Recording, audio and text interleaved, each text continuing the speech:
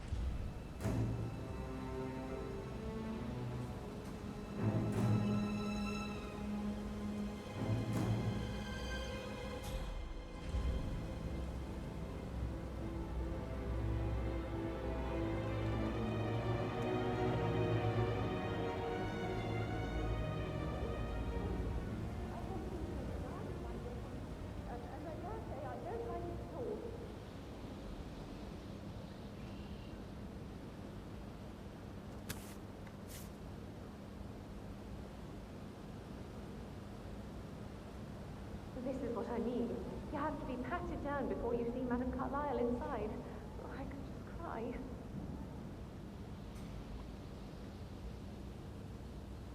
Sir, I just need to check. That's a bit excessive, I think, considering the fact that I spotted no less than 2 routes to get inside the house unseen. We know what we're doing, sir. Don't worry about that.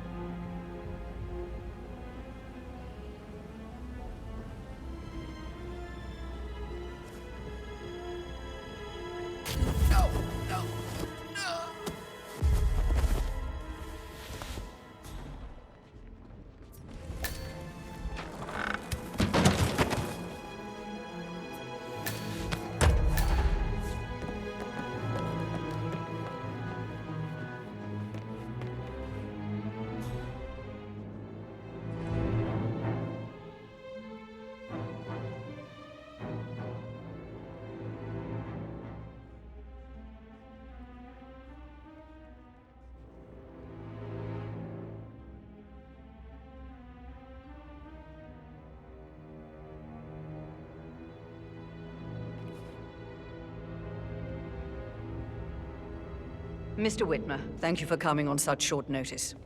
A great tragedy has fallen upon us, and I need a quick resolution, handled with absolute discretion. Results and discretion are my speciality. Very well. I suppose you will want to start at the crime scene. In my experience, a thorough examination of a potential crime scene is half the job done. Good. Fernsby will take over from here. I am Mr. Fernsby, the butler. Madame Carlyle has asked me to assist you in any way possible. Mr. Whitmer, I understand that you've traveled from London. Would you care for some refreshments? Or do you prefer to go straight to Mr. Zachary's sleeping quarters? I prefer to get started. As you wish. If you'll follow me, sir. All right there.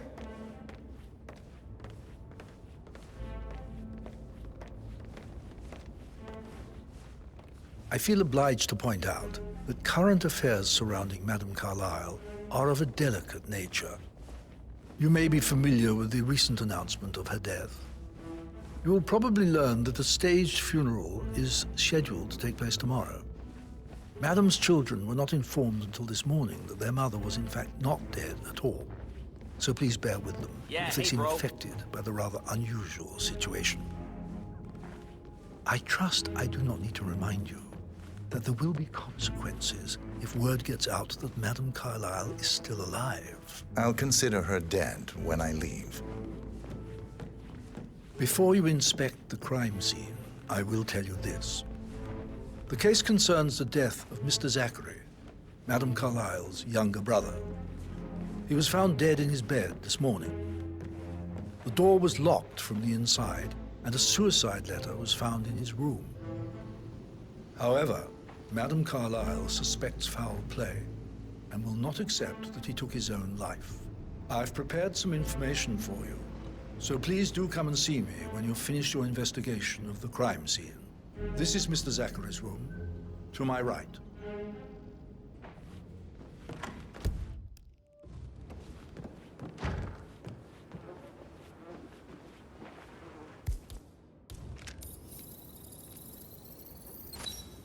Throat markings indicate a rare, short-lived plant poison killed him. Spread shows time of death at around 10 o'clock last night.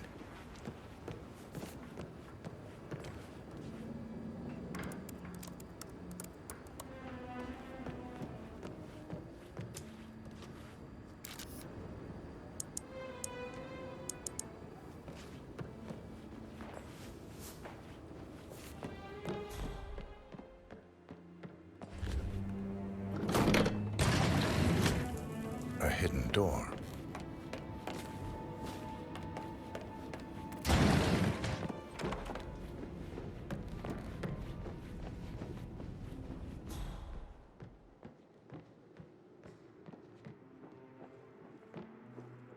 Hello there, sir. You're being so coy, Sam. Can't you tell me that? Sorry, that's okay.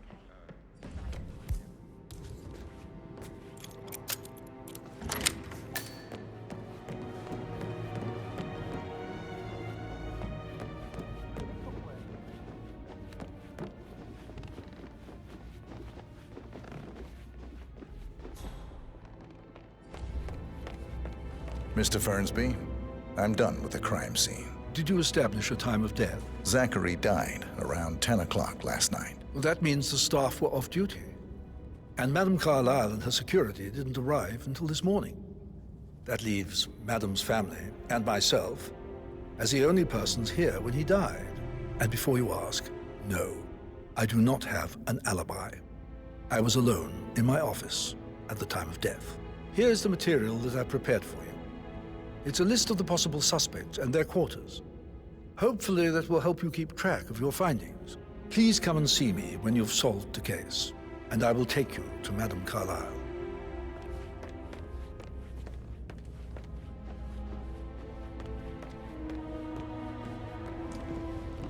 Patrick Carlyle, can you tell me where you were yesterday evening? Shit, it's that sneaky butler, isn't it? He ratted me out. Elaine, give us some privacy, would you? Don't tell Mother, okay? She's really tense these days, and the last thing I need is more hassle. I took that pretty blonde, Rosie, for an evening stroll. I mean, how the fuck am I expected to cope for an entire weekend in this shithole? I'm bored out of my mind. If that's all, I think I'll get back to... What did you think of Zachary? Creepy as hell. No ambition. Imagine deciding to live in a museum. You know, Father says Zachary and Alexia used to be two of a kind. He had a great future ahead of him. Then suddenly, he just gave up everything. What an idiot. Thank God Daddy chose looks and brains over pedigree when he married Mummy.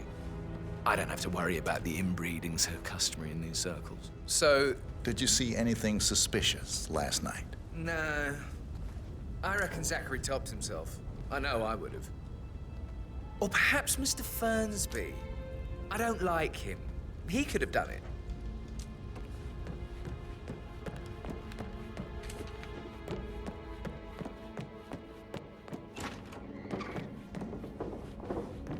Rebecca Carlyle, can you tell me about yesterday evening? We don't really see much of each other, my brothers and I.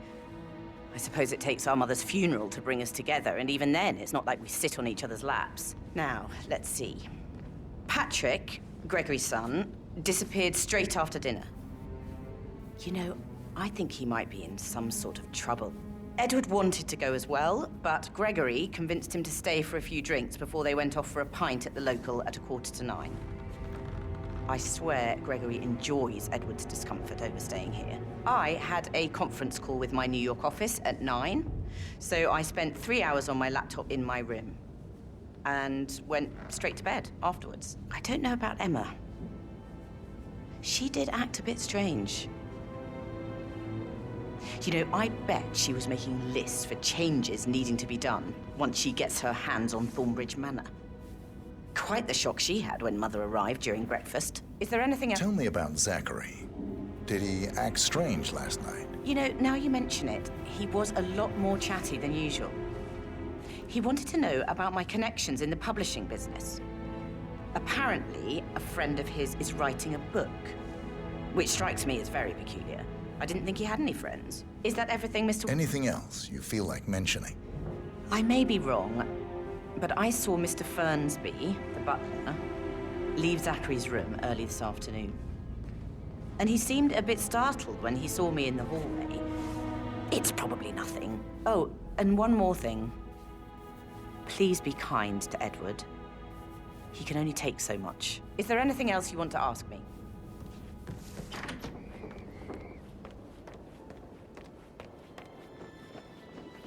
Gregory Carlyle, can you tell me where you were yesterday evening? Oh, you're wondering about my alibi, Mr. Detective. Well, I left Thornbridge around 8:30 for a pint with Edward.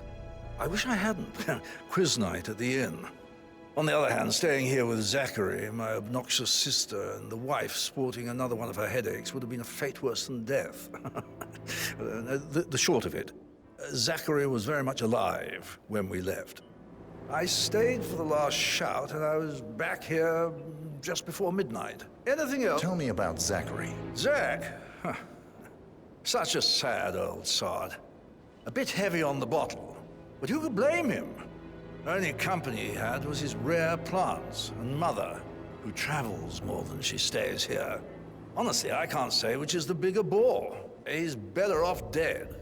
Is that all? Anything else you'd like to tell me? Nothing, really. I'm just enjoying the show. Our perfect mother obviously fucked up, didn't she? Faking her own death. You know, she's explained nothing to us. I think she's scared to own up to her own mistake. Emma Carlyle, can you tell me where you were yesterday evening? Surely I'm not a suspect. I need to account for everyone. Well, I spent the evening with my family, but I got an awful migraine and had to take to bed. Everyone can attest to that. I believe I went up when the boys sat down for a drink around 8 o'clock. Is that all? How did you feel about Zachary? I might as well be honest. His presence was always awkward. How do you have a meaningful conversation with a man who only cares about plants? In my opinion, Alexa bears some responsibility for how this ended. She supported his self-limiting behavior by letting him live here. Anything else? Have you noticed anything else out of the ordinary? Nothing special comes to mind. Except, perhaps, I did get a feeling that Zachary was depressed, not just sad. I suppose he realized that he had no one with Alexa gone. Even Alexa must feel the pangs of guilt over that one, letting him believe she was dead. Then again, guilt isn't her strong suit.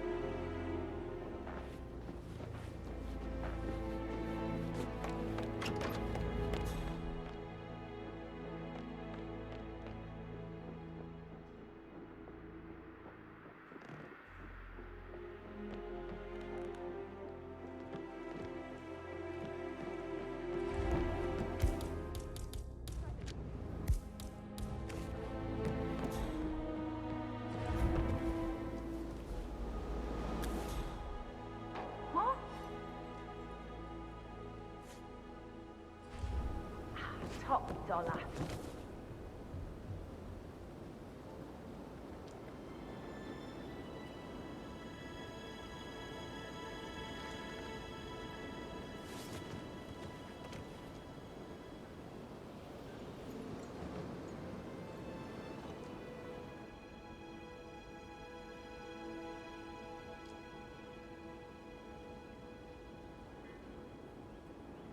Gregory, don't say more to that weird detective than you need to. I was just having a laugh, dear. Must admit, he's pretty good. What if he believes we had something to do with Zachary's death? Oh, please. He's circling us. I don't see him snooping around your sister. I bet Alexa said something. If I could be bothered, I'd be worried about your mental health, Emma. But sorry, I'm having too much fun enjoying the circus.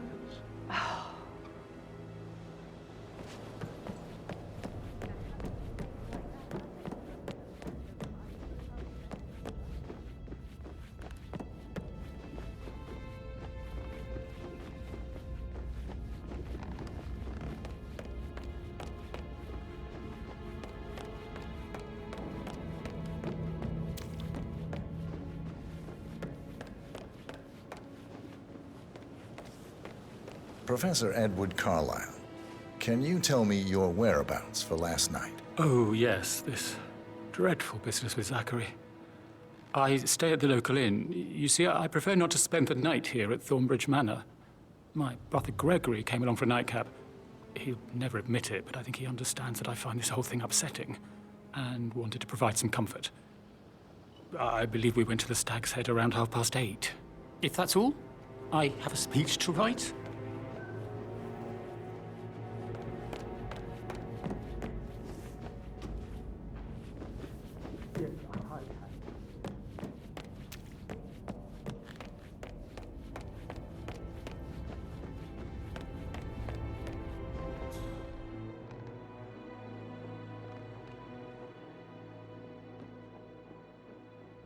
Looking good, man.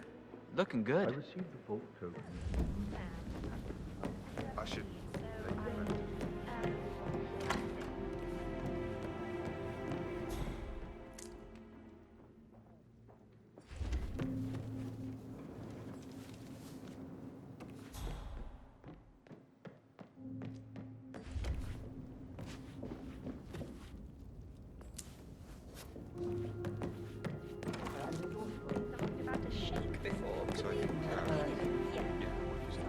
But I don't want her to get involved prematurely. Hopefully, she'll never have to get involved at all.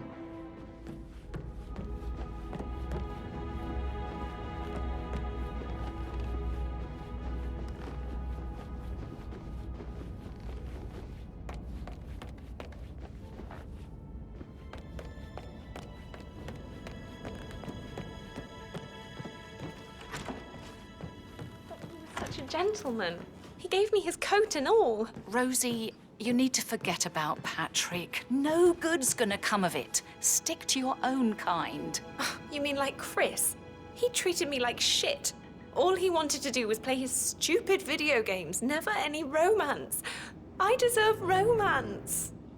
Rosie, tell me what you did last night. I'm in trouble, aren't I? I spent the evening with Patrick. We met after dinner and I went home at 1 a.m. He said he needed someone real to talk to. When he looks at you, it makes you feel like the center of the universe, like a real princess. But now he just ignores her. Well, he's under a lot of pressure. He's an idiot. That's what he is.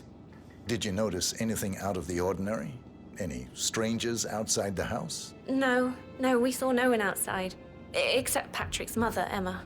We were sitting on the bench behind the greenhouse talking when she came out and we had to hide. You won't tell her about me and Patrick, will you?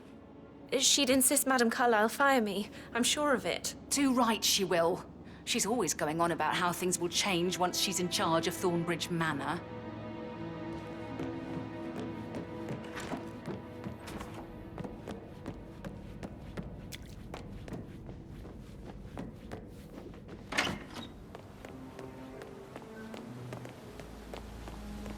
Bad news, I'm afraid.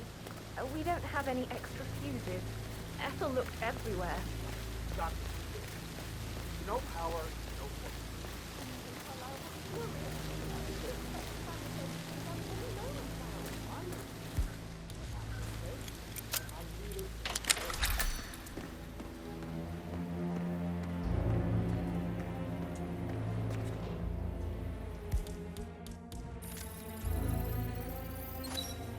This is a table showing lethal dosages for the poison used to kill Zachary.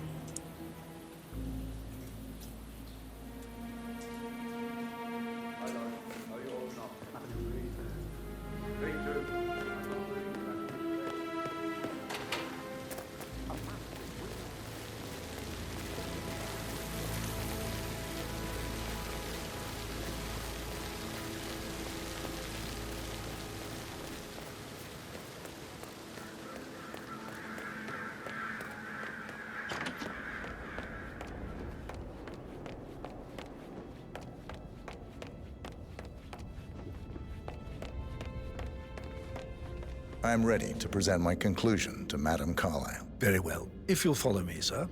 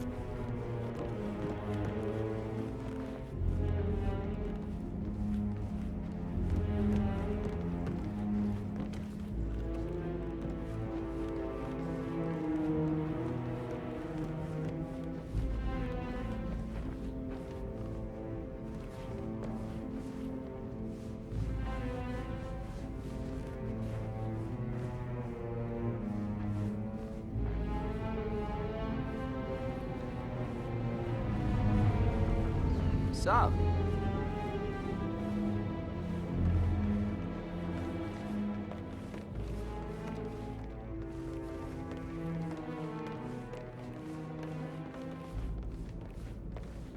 This is Madame Carlyle's office. Please step inside.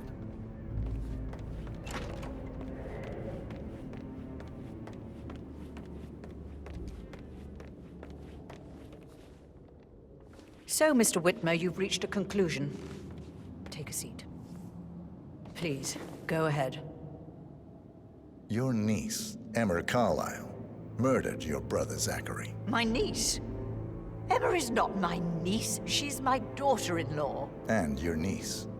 Emma is the illegitimate child of your late older brother Montgomery, who you and Zachary killed 46 years ago. That's preposterous. You asked me to find out what happened to Zachary. Would you rather not know? No.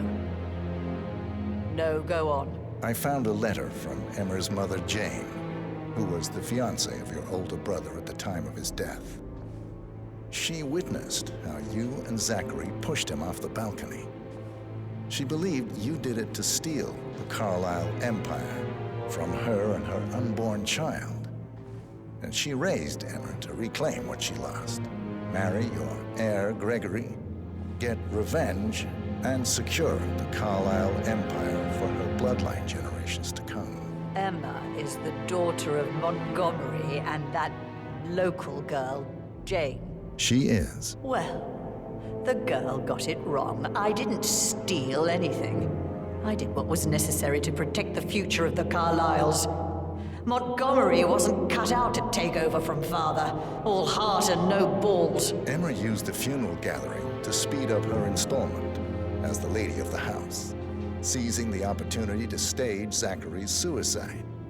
She did her homework, used a poison made from one of Zachary's rare plants, found old floor plans from Thornbridge Manor to gain access to his room through a secret passage. That scheming bitch. More than you think.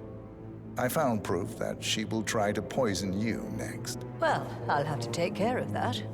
Thank you, Mr. Whitmer. You have not disappointed. I promised you I would reward you generously if you solved the case. So, what do you suggest? I'll send you an invoice. Thank you, Mr. Whitmer. I trust you'll see yourself out. I need some privacy. Thank you.